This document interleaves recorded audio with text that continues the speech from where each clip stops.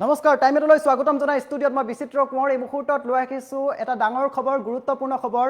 এয়া দুৰ্যোগৰ সময় এই দুৰ্যোগৰ সময়ত যদি আপুনি বন্যাত্মক সহায় কৰিব বিচাৰিছে মুখ্যমন্ত্ৰীগৰাকীয়ে এক মন্তব্য কৰা পৰিলক্ষিত হৈছে আপুনি পৰ্যাপ্ত পৰিমাণে যিমান পাৰে সহায় কৰক কিন্তু শিশু খাদ্য বা শিশুসকলক আপুনি কাপোৰ যদি দিব বিচাৰে তেন্তে আপুনি পৰ্যাপ্ত পৰিমাণে দিয়ক আৰু এইখিনি মুহূৰ্তত আপুনি ব্যৱহাৰ কৰা কাপোৰ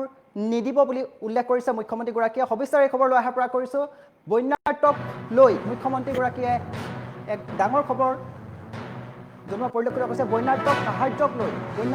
সাহায্যক লৈ মুখ্যমন্ত্ৰীৰ ডাঙৰ আহ্বান এয়া ভয়াৱহ দুৰ্যোগৰ সময়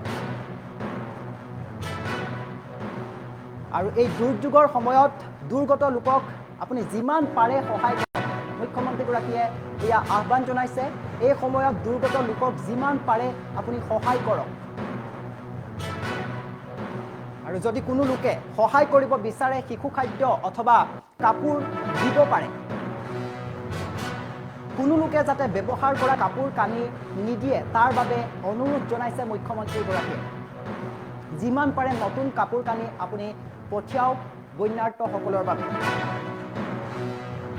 শিশুৰ খাদ্য কিতাপ বহী কম্পাছ আদি আপুনি পঠিয়াব পাৰে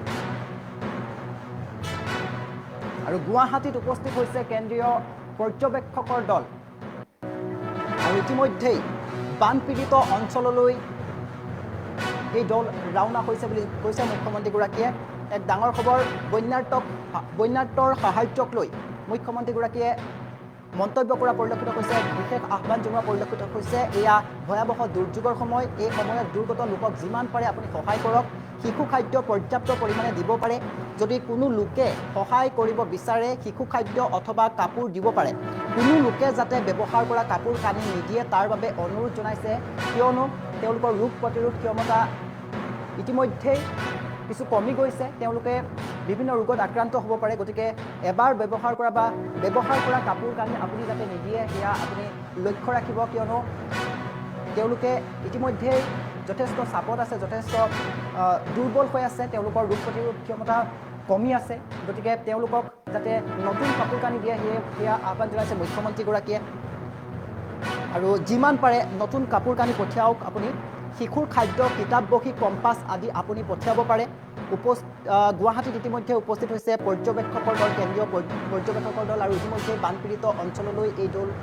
এই দল ৰাওনা হৈছে বুলি কৈছে গতিকে বন্যাত্মক যদি আপুনি সহায় কৰিব বিচাৰে যিমান পাৰে সহায় কৰক এয়া ভয়াৱহ দুৰ্যোগৰ সময় বুলি উল্লেখ কৰি মুখ্যমন্ত্ৰীগৰাকীয়ে কৈছে যে এই সময়ত দুৰ্গত লোকক যিমান পাৰে আপুনি সহায় কৰক শিশু খাদ্য পৰ্যাপ্ত পৰিমাণে দিব পাৰে যদি কোনো লোকে সহায় কৰিব বিচাৰে শিশু খাদ্য অথবা কাপোৰ পঠিয়াব পাৰে তেওঁলোকলৈ আৰু কোনো লোকে যাতে ব্যৱহাৰ কৰা কাপোৰ কানি নিদিয়ে তাৰ বাবে অনুৰোধ জনাইছে মুখ্যমন্ত্ৰীগৰাকীয়ে আৰু যিমান পাৰে নতুন কাপোৰ কানি পঠিয়াওক শিশুৰ খাদ্য কিতাপ বহী কম্পাছ আদি পঠিয়াব পাৰে গুৱাহাটীত উপস্থিত হৈছে ইতিমধ্যে কেন্দ্ৰীয় পৰ্যবেক্ষকৰ দল আৰু ইতিমধ্যে বানপীড়িত অঞ্চললৈ এই দল ৰাওনা হৈছে তেওঁলোকে পৰ্যবেক্ষণ কৰিব অসমৰ বান পৰিস্থিতি আৰু এক দুৰ্যোগময় অৱস্থা আৰু এই দুৰ্যোগময় সময়খিনিত বানপীড়িতক আপুনি যিমান পাৰে সহায় কৰক মুখ্যমন্ত্ৰীগৰাকীয়ে আহ্বান জনাইছে কোনো লোকে যাতে ব্যৱহাৰ কৰা কাপোৰ কানি নিদিয়ে তাৰ বাবে মুখ্যমন্ত্ৰীগৰাকীয়ে বাৰে বাৰে অনুৰোধ কৰিছে কিয়নো তেওঁলোকৰ ৰোগ প্ৰতিৰোধ ক্ষমতা বা তেওঁলোক দুৰ্বল হৈ আছে এইখিনি সময়ত তেওঁলোকক যাতে নতুন কাপোৰ কানি দিয়ে সেয়া আহ্বান জনোৱা পৰিলক্ষিত হৈছে আমাৰ হাতত কিছু মন্তব্য আছে মুখ্যমন্ত্ৰীগৰাকীয়ে সেয়া শুনাবলৈ চেষ্টা কৰিছে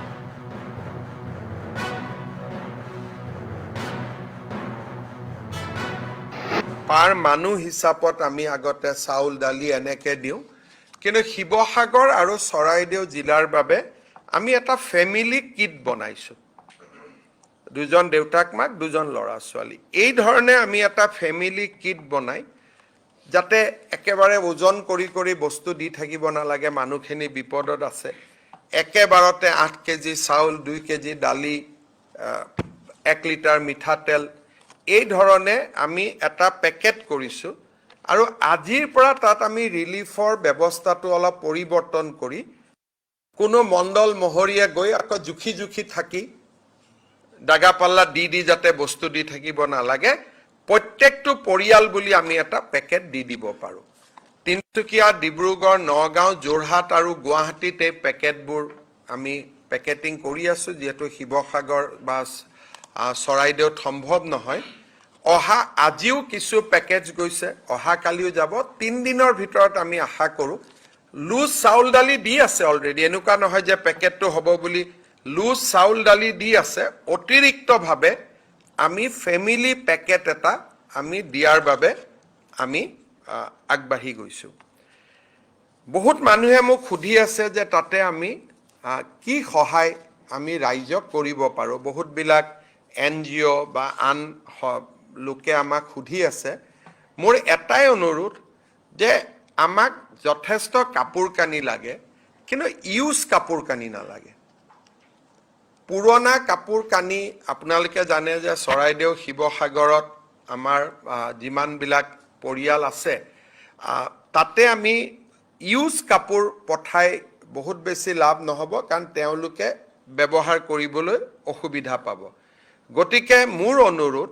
যে স্বেচ্ছাসেৱী সংগঠনসমূহে যথেষ্ট ফেনাইল দিব পাৰে, কাৰণ এতিয়া ডিসইনফেক্ট কৰাৰ খুব প্ৰয়োজন হৈছে ঘৰবিলাকত। ফেনাইল দিব পাৰে, বেবি ফুড দিব পাৰে, আমাক ল'ৰা ছোৱালী শিশুৰ কাৰণে গাখীৰ দিব পাৰে। পাৰ মানুহ হিচাপত আমি আগতে চাউল দালি এনেকৈ দিওঁ, কিন্তু শিৱসাগৰ আৰু চৰাইদেউ জিলাৰ বাবে আমি এটা ফেমিলি কিট বনাইছোঁ। 2জন দেউতাক মাক, 2জন ল'ৰা ছোৱালী, এই ধৰণে আমি এটা ফেমিলি কিট বনাই,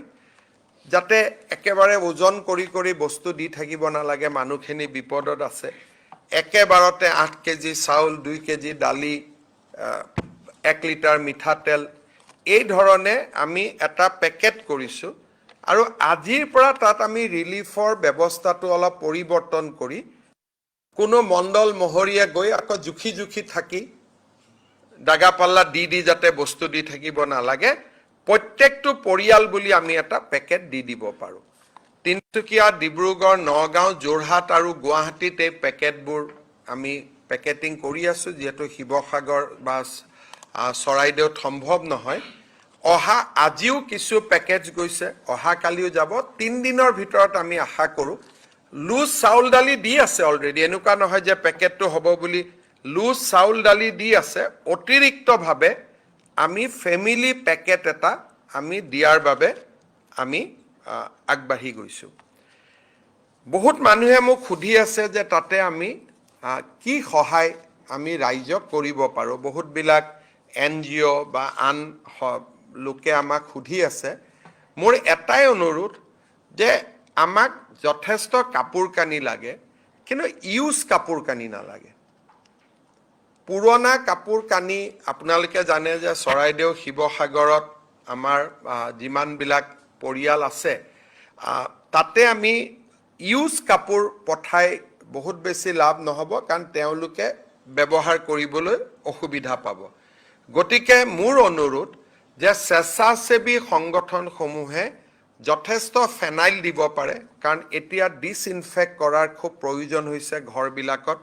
ফেনাইল দিব পাৰে, বেবি ফুড দিব পাৰে, আমাক